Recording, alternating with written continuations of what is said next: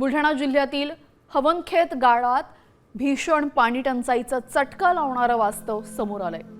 स्वातंत्र्याच्या 70 वर्षांनंतरही या गावाला कायमस्वरूपी नळ योजनेची प्रतीक्षाच करावी लागते।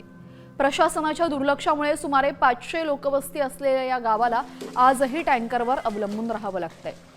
धक्कादायक बाब म्हणजे टँकरचं पाणी दरीतील विहिरीत सोडलं जात असून तिथून 300 फूट उंच डोंगर चढून ग्रामस्थांना डोक्यावर हंडे वाहून आणावे लागतंय। टँकर जर आला नाही तर ग्रामस्थांना तब्बल 8 किलोमीटरची पायपीट करावी लागते।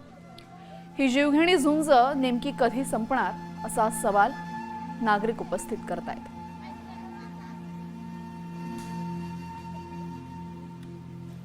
या गंभीर परिस्थितीचा आढावा घेत आहेत आमचे प्रतिनिधी संजय जाधव। पाहूयात।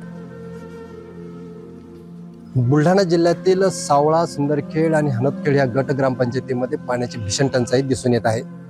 त्यामध्येच हनवतखेड नावाचं जे गाव आहे, या गावाला स्वातंत्र्यप्राप्तीपासून आतापर्यंत नळाचं पाणी आलेलं नाही। इथे गावातली पाईपलाईन तयार करण्यात आलेली आहे, पण त्या पाईपलाईनद्वारे एकही थेंब पाण्याचा या गावामध्ये अद्यापर्यंत पोहोचला नाही। हे टँकरने इथे पाणी आणलं जाते आणि खाली एका दरीमध्ये जे जंगल आहे, जे डोंगर भाग आहे, त्या डोंगर भागातल्या 200 फूट खोल दरीमध्ये इथे एका विहिरीमध्ये पाणी टाकलं जाते। तिथून ते पाणी हे लोक ग्रामस्थ पाणी भरतात आणि तेव्हा त्यांची तहान भागते। नाही, नळ योजना नाही आमच्याकडे। पाण्यासाठी लय त्रास लागते। 70 वर्षापासून अशीच भूमी। नळाचं पाणी आता पाईपलाईन आली नाही, नळ माहीतच नाही आम्हाला। दरवर्षी जाणं लागते गावात पाण्यासाठी सरपंचाकडे। 2-3दा जाणं लागते, त्यावेळेस येते टँकर। नाही, पाणीच नाही आलं। पाणी आलं, एका नळाला पाणी आलं, दुसऱ्या नळाला मोटर लावली, शेजारच्या नळाचं पाणी चाललं जातं, पाणीच राहत नाही। मग ते म्हणते ज्याच्या घरी मोटर त्याचं पाणी होते, बाकीचे बसते तसेच। विहिरीवरूनच आणावं लागतंय ना, पाणी खालूनच आणावं लागते डोंगरातून।